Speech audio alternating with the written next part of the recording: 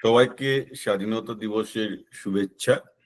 আজকে আমি ভারতের স্বাধীনতার গল্প বলবো, কিন্তু এই গল্পটা একটু অন্যরকম হবে।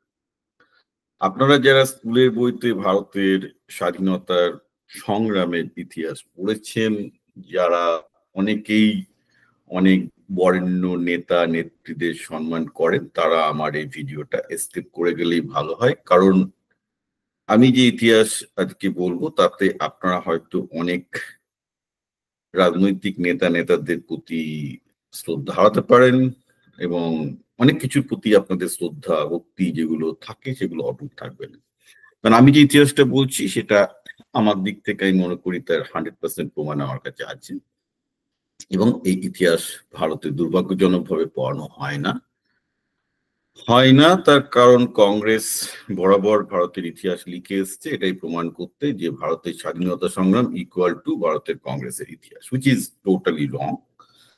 তো সেই জন্যে আমি এই ভিডিওটা করছি যাতে ভারতের স্বাধীনতা নিয়ে, ভারতের ব্রিটিশ ইতিহাস নিয়ে আপনারা একটা আমি ইতিহাস নিরপেক্ষ বলে কিছু হয় না, আমার যেটা মতামত, আমার যেটা মনে হয়েছে বিভিন্ন সূত্র থেকে পড়ে, এবং সেগুলো কোনো ইতিহাসের বই নাই, অধিকাংশ গবেষণাপত্র থেকেই আমি এই ধারণাগুলো পেয়েছি।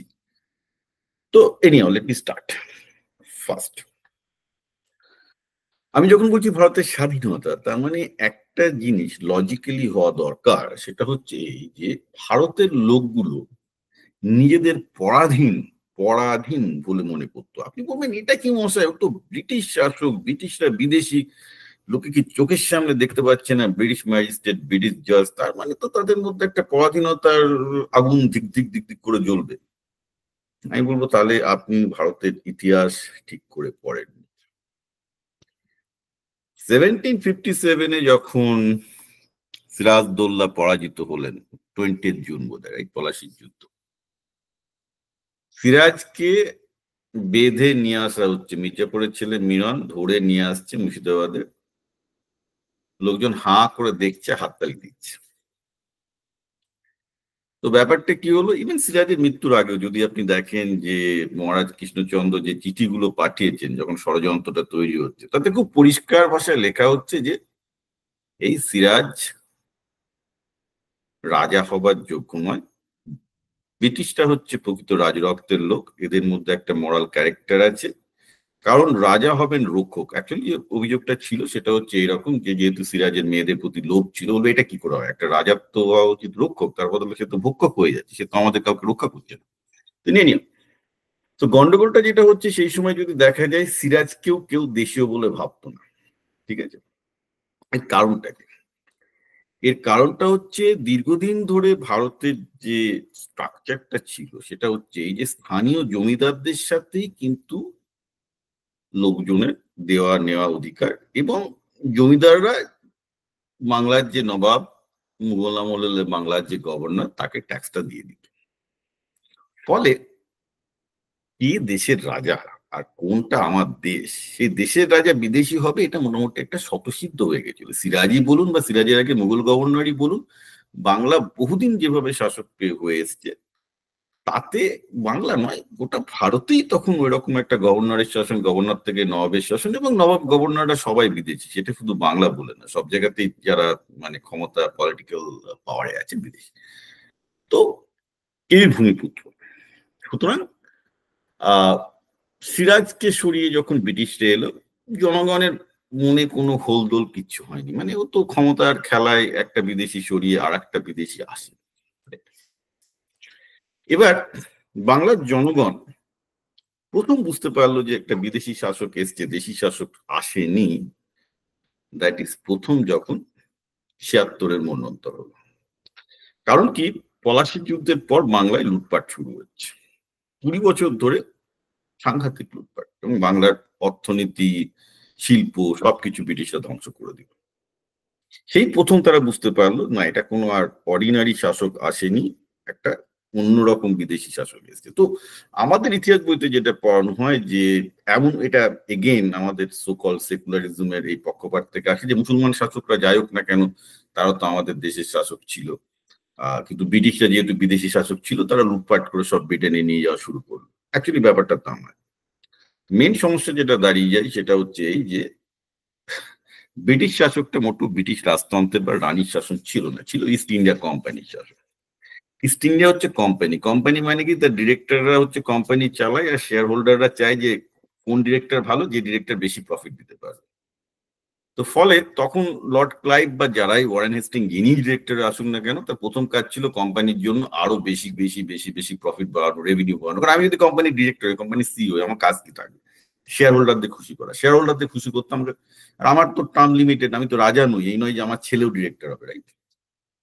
This is not a problem. তো রাজতন্ত্রের ক্ষেত্রে বা মুঘল আমলে যেটা ছিল, বাংলায় যাদের গভর্নররা আসতো বা জমিদারি যখন দেওয়া হতো, তাদের উপর কড়া নির্দেশ থাকতো, তোমাকে কিন্তু দেখাতে হবে প্রতি 5 বছর অন্তর অন্তর তোমার রেভিনিউ বাড়ছে। এবং মোটামুটি একটা কনসেনসাস ছিল যে যদি রেভিনিউ বাড়াতে পারে কৃষকরা, তার জন্য নতুন জমি চাষ করা দরকার। যেমন একটা কৃষক যদি ধরা যাক সে 2 বিঘা মানে ফেলে দেওয়া পরিত্যক্ত জমিতে যদি চাষ করতো, মুঘল আমলে নিয়ম ছিল তার প্রথম 3 বছর তাকে ট্যাক্স দিতে হতো না। অর্থাৎ মুঘল আমলে আরো অনেক আইন ছিল যেটাতে পরিষ্কারভাবে প্রমাণ করে মুঘলরা চাইছে যে প্রতিটা প্রদেশ থেকে, প্রতিটা জমিদারি থেকে আরো বেশি ইনকাম হোক, আরো বেশি ইনকাম হোক, এবং সেটা আস্তে আস্তে বাড়তে থাকবে। কিন্তু ব্রিটিশ আমলে যেটা শুরু হলো যখন ইস্ট ইন্ডিয়া কোম্পানি যখন আসে, এবং যেখান থেকে আমি বলবো যে স্বাধীনতা সংগ্রামের প্রথম উৎস যখন আমরা দেখবো সন্ন্যাসী বিদ্রোহ, প্রথম ব্রিটিশ শাসনের বিরুদ্ধে জনবিদ্রোহ দেখা যাচ্ছে, সেখানে হচ্ছে বাবা অত দীর্ঘমেয়াদী পরিকল্পনা করে তো লাভ নেই, যা ইনকাম হচ্ছে সেখান থেকে লুটপাট করো, ডাকাতি করো, সোজা কথা ডাকাতি করো। এই হচ্ছে ইস্ট ইন্ডিয়া কোম্পানি তখন। কিন্তু এই জিনিসটা আমরা বাই 1820s সিরিয়ালি আমরা দেখে দেবো যে কমে যাবে, কারণ তা নাহলে ব্রিটিশ শাসন ভারতের টিকেই থাকতে পারতো না। এই ব্যাপারগুলো ব্রিটিশ পার্লামেন্টে তখন রিপোর্টেড হচ্ছে যে ইস্ট ইন্ডিয়া কোম্পানি এরকম ভারতের ক্ষমতা দখল করে এইসব উল্টোপাল্টা করছে। ফলে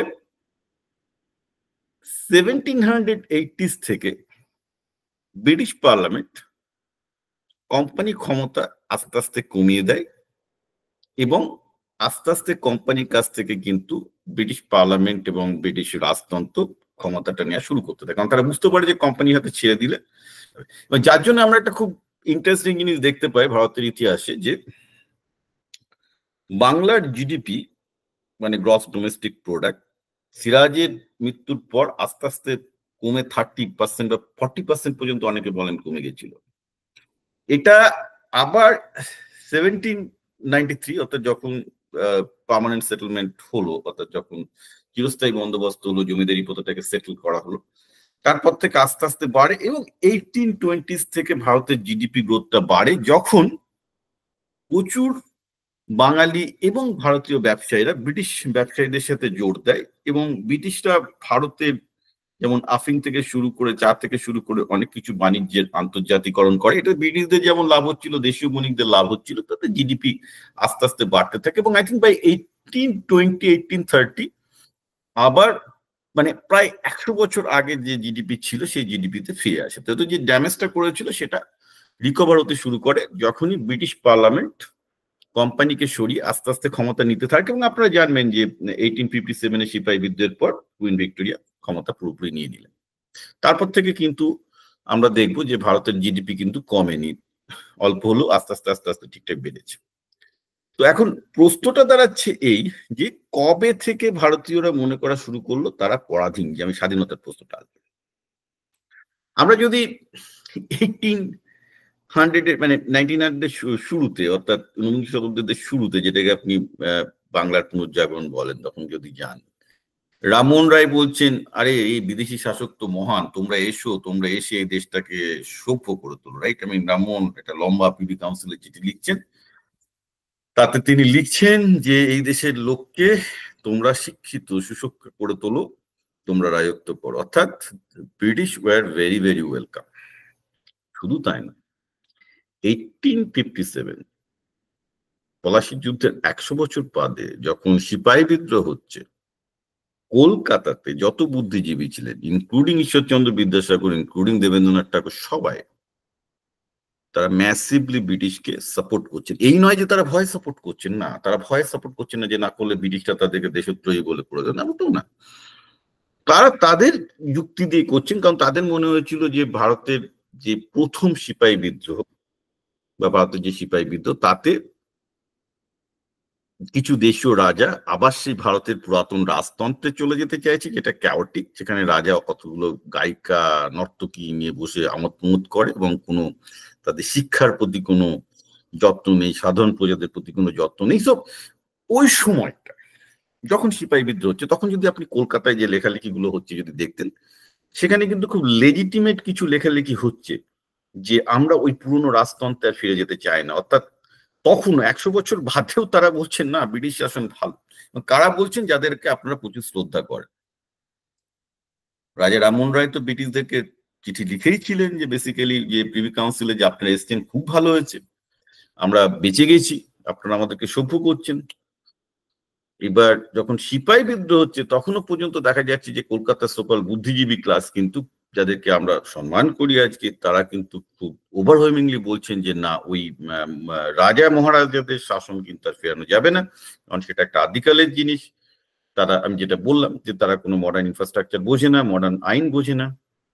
তো এই ব্রিটিশদের প্রতি এই একটা আনুগত্যটা আসার কারণ কি? তার কিন্তু লজিক্যাল কারণ আছে। কারণ সেই সময় কলকাতায় ব্রিটিশ স্কুলিং সিস্টেম চালু হয়ে গেছে। আপনি প্রেসিডেন্সি কলেজই বলুন বা হেয়ার স্কুলই বলুন, তখন কলকাতায় কতগুলো ভালো ভালো স্কুল কলেজ স্থাপিত হয়েছে।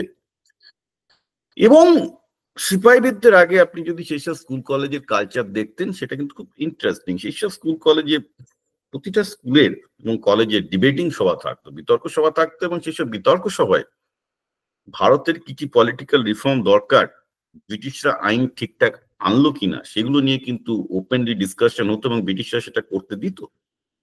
অর্থাৎ বাই দ্যাট টাইম এটা অন্তত প্রতিষ্ঠিত যে ব্রিটিশরা একটা উন্নত সিস্টেম চালাচ্ছে ভারতের রাজরাজাদের থেকে, এবং যার জন্য কলকাতার যে বুদ্ধিজীবী সমাজ এবং যারা পরবর্তীকালে ভারতকে বিভিন্ন ব্যাপারে লিড করবে, তারা কনভিন্সড যে ব্রিটিশ শাসনেই আমরা ভালো থাকবো। And that continued till sipahi mutiny. সিপাহী মিউটিনির সময় আমরা দেখতে পাচ্ছি যে Kolkata is solidly batting for the British, যে ব্রিটিশ আশায় আমরা ভালো আছি এবং থাকা উচিত, কারণ সিপাহী বিদ্রোহ হচ্ছে ডেক্লোরেশন। 1857-এও আমি বলবো না যে একটা ওভারওয়েলমিং কনসেনসাস তৈরি হয়েছে যে দেশটা স্বাধীন হওয়া দরকার, ব্রিটিশদের তাড়ানো দরকার। সেটা কিছু হয়নি, কারণ সেটা যদি হতো ব্রিটিশদের সত্যি তাড়িয়ে দিত। কারণ শুধু কলকাতা নয়, in fact all the major metro গুলো, মুম্বাই বলুন, মাদ্রাস প্রেসিডেন্সি বলুন, এবং অনেক প্রেসিডেন্সিতে there too many supporters of British. তা বরাবর মনে করেছে যে ব্রিটিশটা বেটার, যার জন্য ব্রিটিশটা কিন্তু সেবারও টিকে গেল। সো প্রশ্নটা হচ্ছে, আমি এটাই বারবার করে ভাবার চেষ্টা করছিলাম, তাহলে কখন ভারতীয়দের মধ্যে এই মনোভাবটা এলো যে তারা সত্যি পরাধীন এবং তাদের স্বাধীন হওয়াটা দরকার? অবভিয়াসলি আপনি যদি বই পড়েন যেটা ভারতের ইতিহাসে শেখানো হয়, যে 1885-এ কংগ্রেস স্থাপন করা হলো, তারপর উইদিন 20 ইয়ার্স কংগ্রেসের মধ্যে একটা চরমপন্থী গ্রুপ তৈরি হলো যারা ভারতের পূর্ণ স্বাধীনতা চাইছে, কারণ কংগ্রেস ইতিহাসটা সেইভাবেই লিখে গেছে, এবং কিছুটা হয়তো তার সত্যিও বটে যে এইভাবেই হয়তো ভারতের আস্তে আস্তে আস্তে আস্তে আস্তে আস্তে ভারতের লোকজন তখন নিজেদেরকে বলছে না আমাদের দেশটা হয়েছে, তখন একটা ভারতীয়ত্বের অর্থাৎ ইন্ডিয়ান ন্যাশনালিজমের একটা কনসেপ্ট তৈরি হয়েছে, ভারতীয় ব্যাপারটা এসছে, তারা চাইছে ভারত ব্রিটিশ থেকে বেরিয়ে যাবে। So let's say that is 1905, যেখানে বিপ্লবীরা, চরমপন্থী বিপ্লবীরা বেরিয়ে এসছেন, এবং মানে বাল গঙ্গাধর তিলক থেকে শুরু করে সবাই ভারতের পূর্ণ স্বরাজের দাবি তুলছেন। যে অর্থাৎ দুটো জিনিস হচ্ছে, এক, তারা তখন স্বীকার করা শুরু করছেন যে ভারত পরাধীন, ভারত বলে একটা রাষ্ট্র আছে, ভারত বলে একটা সংস্কৃতি আছে, এবং সেটা স্বাধীন হওয়া দরকার। এখানে একটা গন্ডগোল আছে। কোশ্চেন হচ্ছে এই যে দেন হোয়াই 1885 টু 1905, এই সময়টাতে কেন এই অ্যান্টি কলোনিয়ালিজম বা উপনিবেশবাদ বিরোধী আন্দোলনের গ্রোথটা আমরা দেখতে পাচ্ছি? এখানে একটা খুব ইন্টারেস্টিং তথ্য আমাদের জানা দরকার, যে ব্রিটিশ যখন 47 থেকে 48-এ তাদের কলোনিগুলো ছেড়ে চলে যায়, এরকম তাদের 40টা কলোনি ছিল। ভারত সেই সব কলোনির মধ্যে একটা। যেমন ভারতকে আপনি ধরতে পারেন, আপনি শ্রীলঙ্কাকে ধরতে পারেন, জর্ডানকে ধরতে পারেন, ইজিপ্টকে ধরতে পারেন, প্যালেস্টাইনকে ধরতে পারেন। এরা ব্রিটিশ ভূখণ্ড প্রায় 40টা ছিল, 40টা ব্রিটিশ ভূখণ্ড স্বাধীন হয়েছে। তা এর মধ্যে একমাত্র ভারতেরই স্বাধীনতা সংগ্রাম আছে, বাকি কারো কোন স্বাধীনতা সংগ্রামের ইতিহাস নেই। তো সমস্যাটা হচ্ছে এইখানে, আমি কেন এই তথ্যটা দিচ্ছি, to emphasize that there is something else on the play. যেটা কিন্তু ভারতের ইতিহাসে পড়ানো হয় না, কারণ কংগ্রেস সমস্ত লাইমলাইটকে এমন করে বোঝাতে চায় যে তাদের আন্দোলনে স্বাধীন হয়েছে। তো এই জন্য ইউরোপের ইতিহাসটা এবার আমরা একটু বোঝার চেষ্টা করব যে কি করে এই উপনিবেশবাদ বিরোধী অ্যান্টি কলোনিস্ট মুভমেন্টের সাথে ইউরোপের ইতিহাসটা ওতপ্রোতভাবে জড়িয়ে আছে। এবং ইউরোপের ইতিহাস যদি ওইভাবে চেঞ্জ না হতো, তাহলে কিন্তু আজকে এই 1885-এ কংগ্রেসেরও জন্ম হতো না, আর 1905-এ যখন আমরা দেখছি যে অনুশীলন সমিতির বা যুগান্তরের মতো বিপ্লবী দলগুলো ভারতকে স্বাধীন করার চেষ্টা করছে, সেগুলো কিছুই হতো না। In fact everything that you have seen in India during that period, যেখান থেকে ভারতের স্বাধীনতা আন্দোলনটা শুরু হচ্ছে, সেটা পুরোপুরি 100% ইউরোপিয়ান ইতিহাসের প্রভাব, কনসিকুয়েন্স আমি বলবো। সেটা কেন আমাদের বুঝতে হবে। দেখুন, ইউরোপের সবচেয়ে বড় ঘটনা হচ্ছে French revolution in 18th century. তো ফ্রেঞ্চ রিভলিউশন কেন সবচেয়ে ইম্পর্টেন্ট? কারণ সেখানে প্রথম বলা হলো সাম্য এবং মৈত্রী, অর্থাৎ every human being is equal. সেটা কোত্থেকে এলো কনসেপ্টটা কিন্তু এসছে আমেরিকান রিভলিউশন থেকে। আমেরিকান রিভলিউশনও কিন্তু মানে আমেরিকান কনস্টিটিউশন তখন সবাইকে বলে দিয়েছে every man is born equal, অর্থাৎ প্রত্যেককে কনস্টিটিউশনের সামনে সবাইকে সমান অধিকার দিতে হবে। যদিও প্র্যাকটিক্যালি আমেরিকাতে স্লেভ এবং নেটিভদের সমান অধিকার দেওয়া হতে হতে অনেকদিন লেগে যাবে, সেটা অন্য গল্প। তো ফ্রান্সও ব্যাপারটা তাই। ফ্রান্সের বিপ্লব হচ্ছে, তারপর নেপোলিয়ান যখন এলেন, তিনি সম্রাট হলেন, কিন্তু তিনি একজন রিভলিউশনারি এম্পায়ার। তিনি বললেন গোটা ইউরোপে আমরা ফ্রান্সের এই ইগালিটেরিয়ান কনসেপ্ট, এই সাম্যমৈত্রী স্বাধীনতার কনসেপ্টটা আমরা ছড়িয়ে দেবো। এখন এই সাম্য কথাটা, অর্থাৎ দিস টু হিউম্যান বিংস এর ইকুয়াল, এইটা যদি আমরা না বুঝতে পারি, আমরা কিন্তু অ্যান্টি কলোনিস্ট মুভমেন্ট বা ভারতের স্বাধীনতা আন্দোলনের ইয়েটা বুঝবো না। তার কারণটা কি? এই যে একটা আইডিয়া আমরা গ্রহণ করছি যে প্রত্যেকটা মানুষ বাই বার্থটা ইকুয়াল, অর্থাৎ আপনার বাড়ির ঝিও আপনার সাথে ইকুয়াল, আপনার যে বস সে আপনার সাথে ইকুয়াল, প্রধানমন্ত্রী আপনার সাথে ইকুয়াল, এই যে মানুষের ইকুয়ালিটির যে কনসেপ্টটা, এই কনসেপ্টটা থেকেই কিন্তু উপনিবেশবাদ বিরোধী আইডিয়ালজির জন্ম, যেখানে এই ধারণাটা অন্তত বদ্ধমূল হলো যে তাহলে কলোনি তৈরি করার ব্যাপারটা ভুল। অর্থাৎ এই যে ইউরোপিয়ান শক্তিগুলো তখন বহুদিন ধরে বিভিন্ন জায়গায় কলোনি তৈরি করে বিভিন্ন লোককে দাস বানিয়ে রেখে দিয়েছে, তারা প্রভু হওয়ার চেষ্টা করছে, অর্থাৎ ইউরোপিয়ানরা এই যে প্রভু হওয়ার চেষ্টা করছে, এই ব্যাপারটাই ভুল। এই যে ব্যাপারটা ইউরোপে আস্তে আস্তে কিন্তু 1870s লেগে যাবে, এবং তার পেছনে ফ্রেঞ্চ রিভলিউশনের ভূমিকা আছে, মার্কসিস্ট তথা লেফটিস্ট মুভমেন্ট এবং সোশ্যালিস্ট মুভমেন্টের বিশাল ভূমিকা আছে, এবং সেটা আমি অবশ্যই আসবো। কারণ ইউরোপিয়ান সোশ্যালিস্ট, এবং ইউরোপিয়ান সোশ্যালিস্ট বলতে কিন্তু বাই দ্য ওয়ে মার্কসিস্ট বোঝায় না, marks was one of the ফ্রিঞ্জেস, যে অনেক অ্যানার্কিস্ট ছিল, অনেক রকমের লেফটিস্ট মুভমেন্ট ছিল, বাট প্রত্যেকের একটা ব্যাপারে শিওর যে হিউম্যান বিংস এর ইকুয়াল, অর্থাৎ উপনিবেশবাদটা বাজে। এবং এই জিনিসটা কেন ভারতে এলো সেটাও আমাদের একটু দেখতে হবে, এবং কারা সেখান থেকে সাহায্য পেল সেটাও দেখতে হবে। তো ব্যাপারটা কি হচ্ছে? ব্যাপারটা হচ্ছে এইরকম যে গোটা ইউরোপ জুড়েই যে উপনিবেশবাদ বিরোধী আন্দোলনটা ইউরোপে তৈরি হচ্ছে, তার ভিত্তিও কিন্তু একটা ডেমোক্রেটিক মুভমেন্ট এবং একটা pro leftist pro progressive movement. কেন? কারণ ওই যে যেটা বললাম যে আগে নেপোলিয়ান চাইছিলেন যে ওল্ড ইউরোপের রাজতন্ত্রটাকে ভেঙে দিতে। এখন ইউরোপে যে সামন্ততন্ত্র এবং রাজতন্ত্রটা ছিল, সেটা কিন্তু এই উপনিবেশবাদের সাথে ওতপ্রোতভাবে জড়িত, কারণ অধিকাংশ রাজতন্ত্রই ছিল পৃষ্ঠপোষক এই কলোনিয়ালিজম।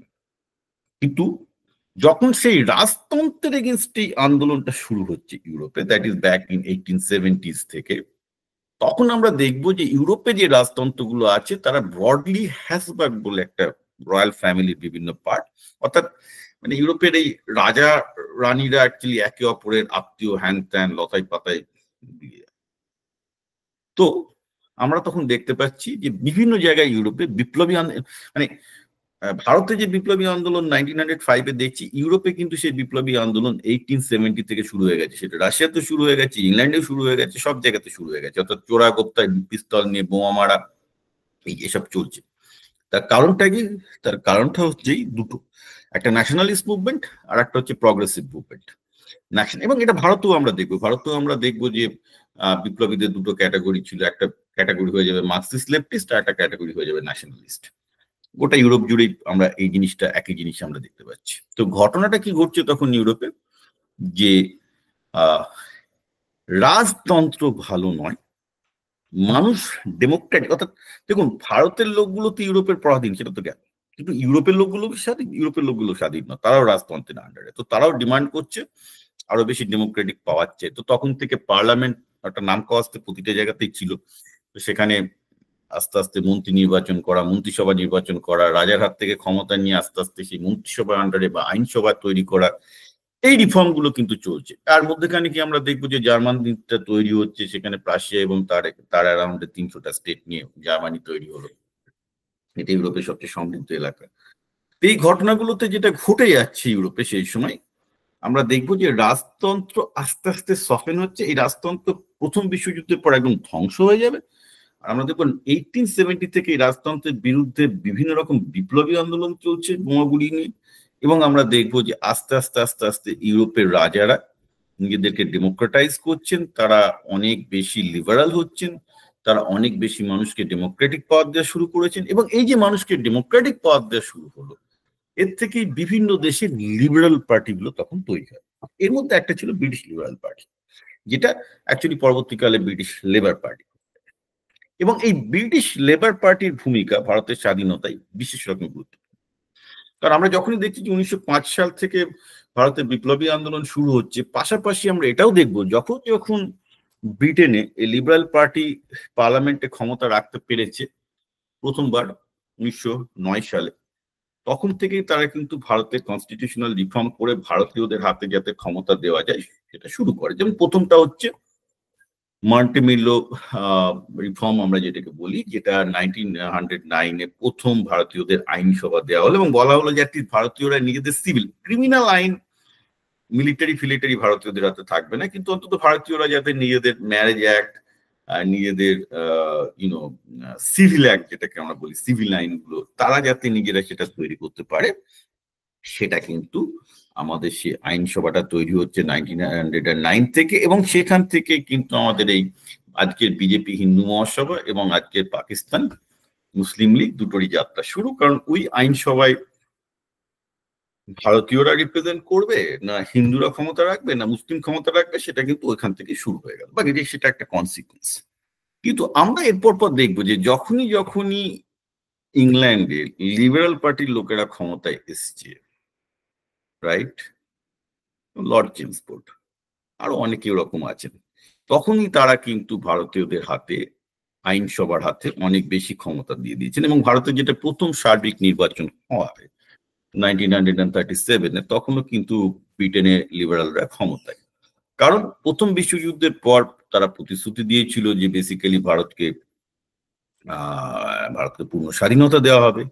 এবং আমি যেটা বললাম যে সেই সময় ব্রিটেন থেকে শুরু করে ইউরোপে যে গণতান্ত্রিক আন্দোলন এবং প্রথম বিশ্বযুদ্ধের পর যে বিভিন্ন জায়গায় যে গণতন্ত্রগুলো এস্টাবলিশ হচ্ছে, তার একটা ভিত্তি হচ্ছে যে সব মানুষ সমান, আর সব মানুষ যদি সমান হয় তাহলে একটা গণতান্ত্রিক রাষ্ট্র কিন্তু একটা উপনিবেশকে রাখতে পারে না, because that goes very much against the concept of equality of human being.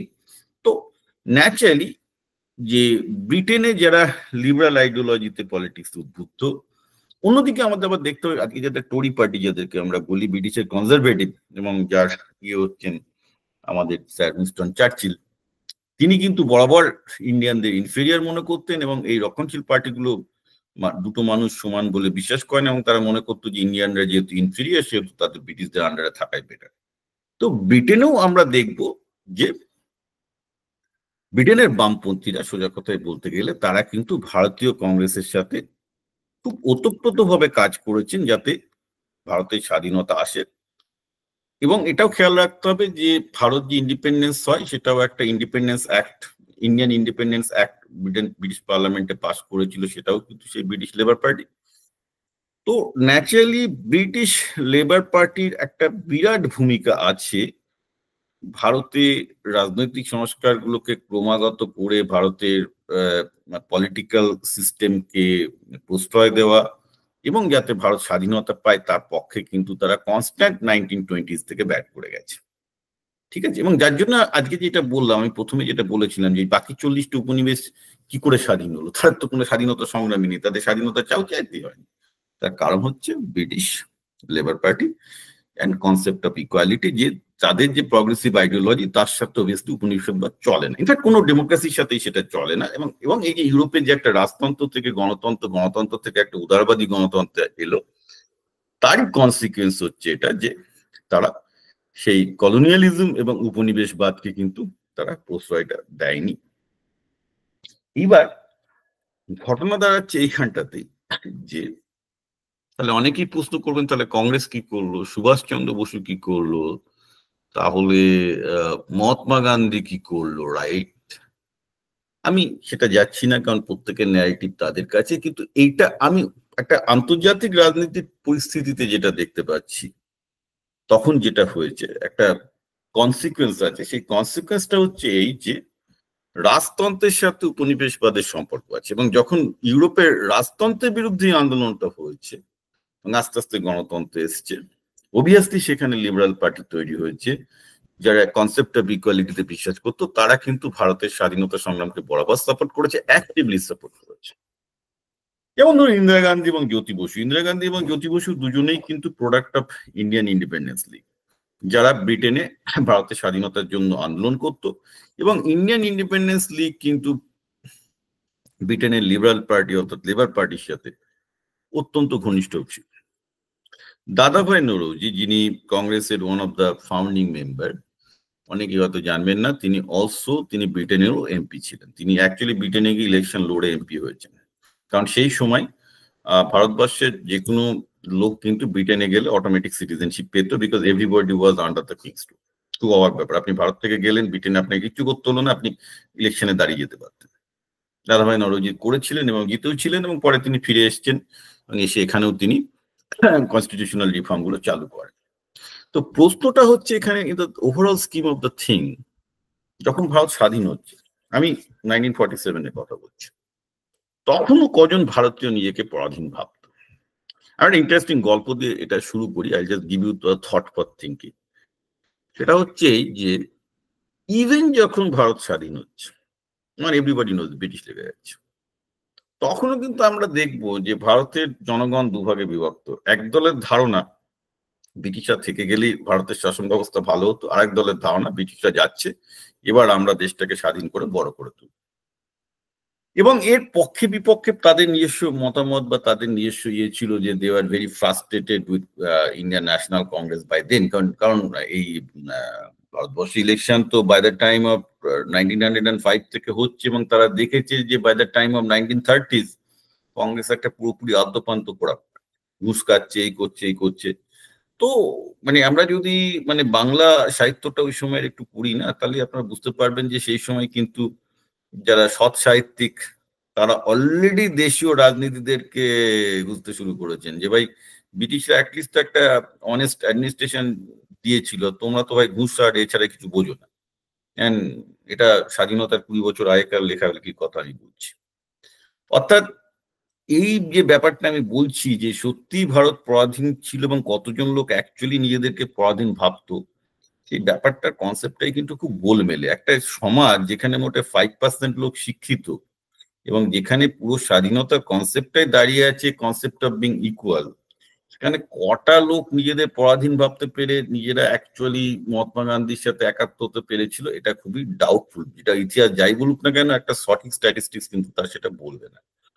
তো এখন কনসেপ্ট হচ্ছে যে যে আমি যেটা ব্যক্তিগতভাবে বুঝেছি যে ইউরোপে যে ট্রান্সফরমেশনটা হয়েছে, দ্যাট ওয়াজ ভেরি ইনস্ট্রুমেন্টাল। যে সেখানে রাজতন্ত্র থেকে গণতন্ত্রে আসার যে স্ট্রাগলটা, সেইটাই কিন্তু ভারতবর্ষকে স্বাধীনতা দিয়েছে বলে আমি মনে করি। কারণ আমি যেটা বললাম, আরো 40টা দেশ স্বাধীন হয়েছে, তাদের অধিকাংশরই কোনো মহাত্মা গান্ধীও ছিল না, নেতাজি সুভাষ বসু ছিল না। আর একটা ব্যাপার অফকোর্স আছে যেটা না বললেই না, সেটা হচ্ছে যে সেকেন্ড ওয়ার্ল্ড ওয়ারের সময় আপনারা জানেন যে রুজভেল্ট পরিষ্কার ভাবে চার্চিলকে বলে দেন যে তোমাকে আমি সাহায্য করতে পারবো, আমেরিকা ব্রিটেনকে সাহায্য করবে, কিন্তু তোমাকে আটলান্টিক চার্টারে সাইন করতে হবে। সেটা কি বলবো যে দেখো তুমি জার্মানির উপনিবেশ, জার্মানির কলোনিয়ালিজম, জার্মানির অ্যাগ্রেশনের বিরুদ্ধে আমি যদি তোমাকে টাকা দিই, আমাকে আমেরিকান লোকের কাছে এটাও প্রমাণ করতে হবে যে আমরা ব্রিটেনের অ্যাগ্রেশন, যেটা তোমরা ভারতের এগেনস্টে করো, সেটা হবে না। সুতরাং তোমাকে ভারতের স্বাধীনতাকে ডিক্লেয়ার করতে হবে, তবেই আমি তোমাকে সাহায্য করব। তো সেটা নিয়ে প্রচুর 3 দিন মানে মন কষাকষি হয়েছিল, তারপর যাকে একটা কম্প্রোমাইজ হয়, এবং চার্চিল একদমই ভারতের স্বাধীনতা দিতে রাজি ছিলেন না। এবং এই নিয়ে প্রায় ব্রিটেন এবং ইংল্যান্ডের প্রায় 1 বছর টানাপোড়েন চলেছে। বিশেষ করে আমেরিকার তো ভীষণভাবে ভারতকে দরকার ছিল জাপানের বিরুদ্ধে সেই লড়াইটা লড়তে।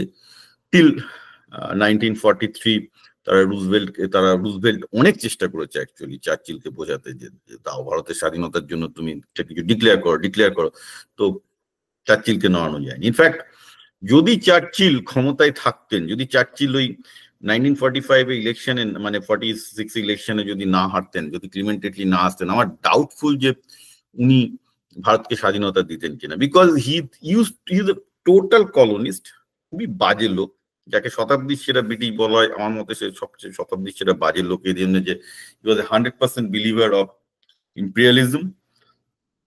He is the man behind partition. আমি এটা নিয়ে একটা বড় লেখা লিখেছিলাম, যে আজকে ভারতের দেশভাগের পেছনে লোকে জিন্নাকে দায়ী করে, কিন্তু আমি চার্চিলকে দায়ী করি। ইতিহাস অন্তত আমার কাছে এটা খুব ক্লিয়ার যে চার্চিল এবং জিন্না দুজনে ছিল ভাইরা ভাই টাইপের লোক। তো ঘটনাটা হচ্ছে এই যে ভারতবর্ষের ইতিহাসে কংগ্রেস যেভাবে ভারতবর্ষের স্বাধীনতার ইতিহাসটাকে গুছিয়ে পিছিয়ে লিখে প্রমাণ করার চেষ্টা করেছে, তারা প্রচুর মেরে ধরে আন্দোলন করে স্বাধীনতা এনেছে, সেরকম কিছু হয়নি। ইনফ্যাক্ট ভারতের স্বাধীনতা আন্দোলন নিয়ে ইউরোপে হাসাহাসি হতো, বিশেষ করে কংগ্রেসের স্বাধীনতা আন্দোলন। কারণ আমরা যেটা দেখবো যে মন্টিমিলো সংস্কার থেকে শুরু করে যতগুলো রাজনৈতিক অধিকার ভারতবর্ষ পেয়েছে, ধরুন তিনটে বড় জিনিস। একটা হচ্ছে বোধহয় 1999, দেন 1921, তারপর 1937। যে তিনটে সবচেয়ে বড় পলিটিক্যাল সংস্কার হচ্ছে, তিনটেই কিন্তু ব্রিটিশ লেবার পার্টির দ্বারা। যখনই ব্রিটিশ কনজারভেটিভরা ক্ষমতায় এসছে, কংগ্রেসের বাপের সাধ্য হয়নি তাদের কাছ থেকে, অর্থাৎ চার্চিলের টিমের কাছ থেকে কংগ্রেসের বাপের সাধ্য হয়নি কিছু পার করার। সুতরাং কংগ্রেস আন্দোলন করে ব্রিটিশদের কাছ থেকে কিছু পাচ্ছিল, এরকম কোনো প্রুফ আমি পাইনি। যেটা আমি পাচ্ছি যে যখনই ব্রিটেনে বামপন্থীরা ক্ষমতায় এসছে, ইনক্রিজিংলি ইন্ডিয়ানরা পেয়েছে, এবং ফাইনালি স্বাধীনতাটাও কিন্তু লেবার পার্টির সময় তারাই এনেছে। সুতরাং আমি এই দাবি মানতে নারাজ যে ভারতের স্বাধীনতা আন্দোলনের আদৌ কোনো এফেক্ট হয়েছিল ব্রিটিশদের ওপর। আমি যেটা পরিষ্কার দেখতে পাচ্ছি ক্রোনোলজিক্যালি, যে যখনই ব্রিটিশ বামপন্থীরা ক্ষমতায় এসছে, তখনই কিন্তু ভারতের স্বাধীনতার প্রগ্রেশনটা এগিয়েছে, এবং আলটিমেটলি প্রত্যেকটা ব্রিটিশ কলোনি স্বাধীনতা পেয়েছে। সুতরাং আমি মনে করি যে ব্রিটেনের বামপন্থীরা যাদেরকে হয়তো যারা মানে ভারতের ইতিহাস তাদেরকে কোনোই ক্রেডিট দেয় না, ভারতের ইতিহাসে আমি যখন স্কুলের বইতে পড়েছি এই তথ্যগুলো কখনোই লেখা ছিল না, কিন্তু এটা একটা সৎ ইতিহাসের সামনে খুব ক্লিয়ার যে ব্রিটেনের বামপন্থী পার্টিগুলো, বিশেষ করে লেবার পার্টির পূর্বসূরি লিবারাল পার্টি, ভারতের স্বাধীনতার জন্য একটি বিশেষ কৃতিত্ব দাবি করতে পারে, এবং আমি মনে করি যে তাদের কৃতিত্ব ভারতের জাতীয় কংগ্রেসের থেকে অনেক বেশি।